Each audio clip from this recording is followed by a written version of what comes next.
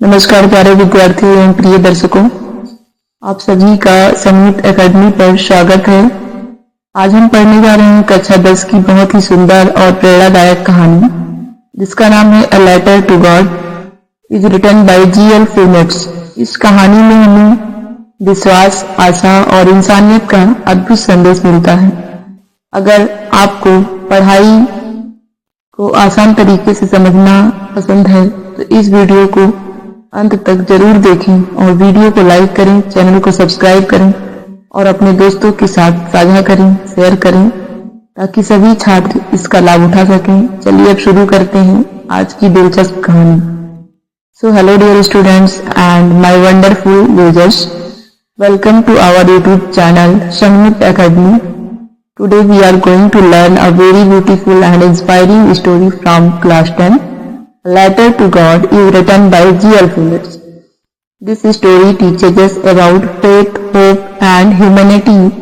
If you want to understand literature in easy and interesting way, watch this video till the end. Don't forget to like the video, subscribe to the channel and share it with your friends so that more students can learn from it. Now let us begin today.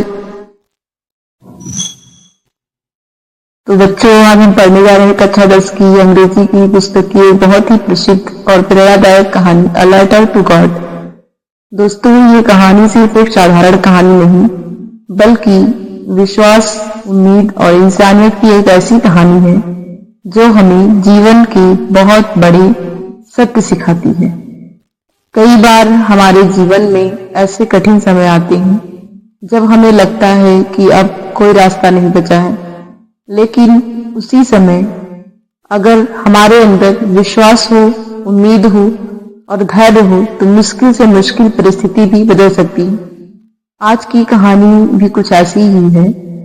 ये कहानी एक ऐसे किसान की है जिसे भगवान पर अटूट विश्वास रहता है और उसने अपनी परेशानी बताने के लिए सीधे भगवान को ही एक पत्र लिख दिया। अब सच बोलने वाली बात यह है, क्या भगवान ने उसका पत्र पढ़ा? क्या उसे उसकी मदद मिली? और अगर मिली तो कैसे? इन्हीं सवालों के जवाब में हम इस पूरी कहानी को समझेंगे। तो चलिए बच्चों, बिना समय गंवाए शुरू करते हैं आज की इस प्रेरणादायक कहानी को। और जिस कहानी का नाम है अ लेटर टू गॉड, जिसमें एक लेंचो नाम का व्यक्ति रहता है। ये कहानी एक छोटे से गांव में रहने वाली किसान लेंचो की है। और लेंचो एक बहुत ही साधारण किसान था। उसका जीवन बहुत सरल, लेकिन उसमें संघर्ष बहुत था। वह अपने परिवार के साथ एक छोटे से पहाड़ी पर रहता था। उसका घर एक छोटी पहाड़ी की चोटी पर बना हुआ था।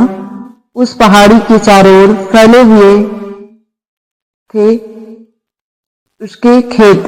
लेंचो के पास बहुत ज्यादा जमीन नहीं थी, लेकिन जितनी भी जमीन थी वह उसके लिए बहुत कीमती थी, क्योंकि उसी जमीन पर उगने वाली फसल से उसका परिवार का गुजारा चलता था। उसके परिवार में उसकी पत्नी और उसके छोटे छोटे बच्चे थे। उन बच्चों की हंसी ही उसकी सबसे बड़ी खुशी थी। लेंचो का जीवन पूरी तरह उसकी खेती पर निर्भर था। अगर फसल अच्छी होती तो उनके घर में खुशी और सुख आता, लेकिन अगर फसल खराब हो जाती तो पूरा परिवार कठिनाइयों का सामना करता। लेंचो बहुत मेहनती किसान था। वह हर दिन सुबह जल्दी उठता था और जब सूरज अभी पूरी तरह निकला भी नहीं होता था तब तक वह खेतों में पहुंच जाता था। वह अपने खेतों में बहुत मेहनत करता था। कभी पौधों को पानी देता, कभी मिट्टी को ठीक करता, कभी खरपतवार हटाता। उसके हाथ हमेशा मिट्टी से सने रहते थे, लेकिन उसे इस बात की खुशी होती थी कि उसकी मेहनत से उसके परिवार का पेट भरता है।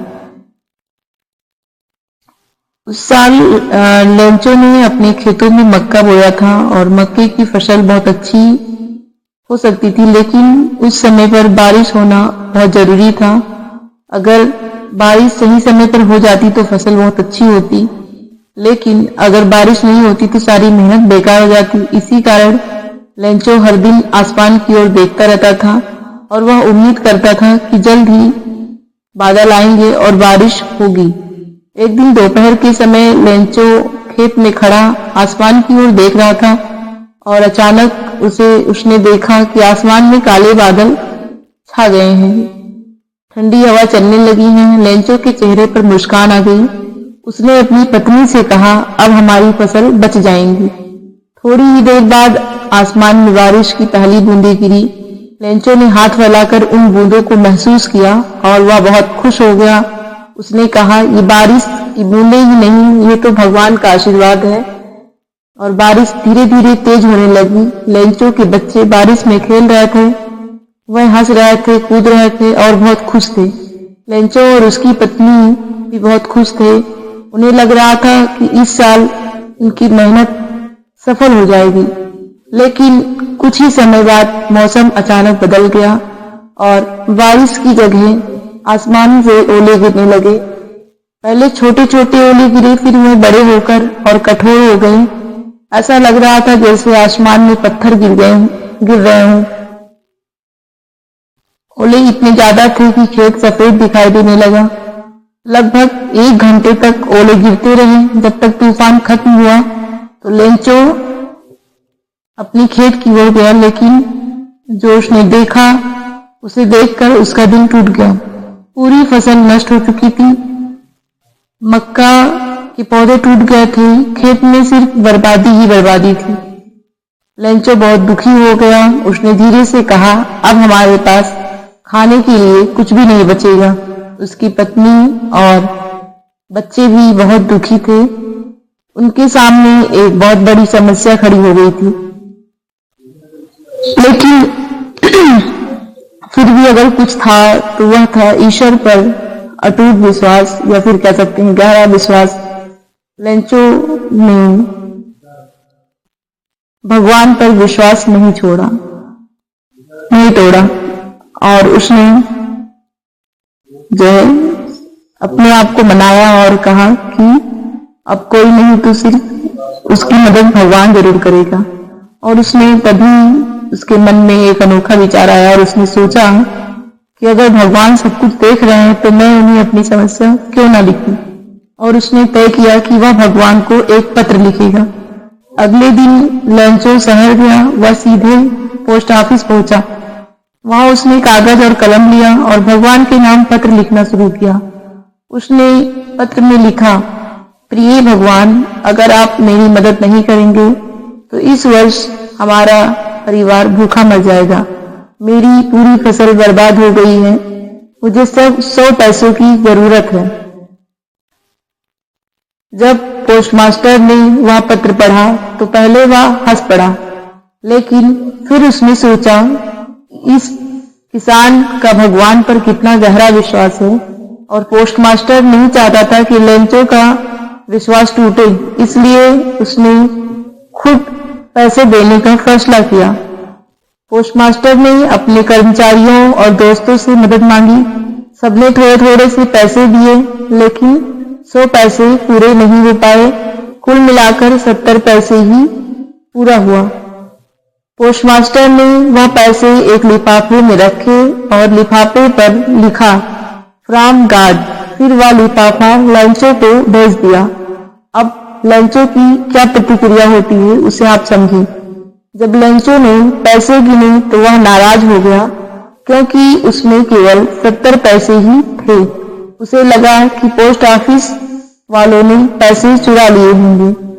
फिर वह भगवान के नाम दूसरा पत्र लिखता है। लेंचो ने दूसरा पत्र लिखा, प्रिय भगवान, अगली बार पैसा सीधे भेजना, क्योंकि पोस्ट ऑफिस वाले बेईमान हैं। जब पोस्टमास्टर ने यह पत्र पढ़ा तो वह हैरान रह गया। और अब हम इस कहानी से हमें क्या सीख मिलती है उसके बारे में जानेंगे। ये लेटर टू गॉड कहानी हमें विश्वास, आशा और इंसानियत की बहुत बड़ी सीख देती है। इस कहानी का मुख्य पात्र लैंचो एक गरीब किसान है, लेकिन उसे भगवान पर बहुत गहरा विश्वास होता है। जब उसकी पूरी फसल ओलों की वजह से नष्ट हो जाती है, तब वह निराश नहीं होता। वह भगवान से मदद मांगने के लिए एक पत्र लिखता है। यह दिखाता है कि सच्चा विश्वास इंसान को कठिन परिस्थितियों में भी मजबूत बनाए रखता है।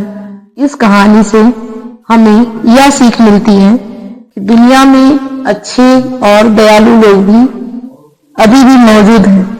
पोस्टमास्टर और उसके साथियों ने लैंचो की मदद करके मानवता और दया का उदाहरण प्रस्तुत किया। उन्होंने यह साबित किया कि दूसरों की मदद करना सबसे बड़ा धर्म है। इसके अलावा ये कहानी हमें यह भी सीख देती है कि हमें हमेशा ईमानदार, आशावादी और धैर्यवान रहना चाहिए। कभी भी जब कठिन परिस्थितियां आए तो हमें घबराना नहीं चाहिए, नेवर होपलेस, क्योंकि जीवन में छोटी छोटी समस्याएं आती रहती हैं, तो फिर हमें धैर्य रखना जरूरी होता है।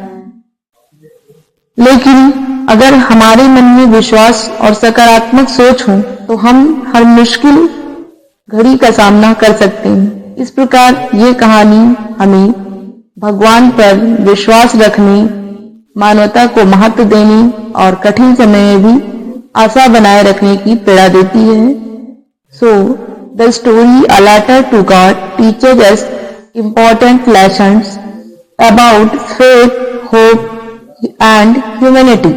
The main character, Lencho, is a poor farmer who was very strong, believe in God. When a hailstorm destroys his entire crop, he does not lose hope. Instead, he writes a letter to God asking for help. This shows the strong faith can give a person courage even in the most difficult situation.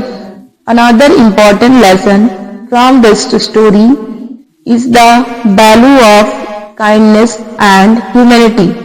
The postmaster and collegians collect money to help Lancho so that his faith in God does not break. Their act of kindness shows that helping others in need is one of the greatest virtues. The story also teaches us to remain hopeful and patient in times of trouble. Life often brings challenges and hardships, but if we keep faith and maintain a positive attitude, we can overcome difficulties. Thus, the story inspires us to believe in God and believe yourself, trust in goodness and show kindness towards others.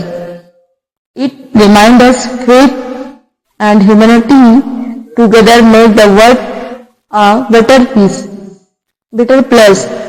So that's all.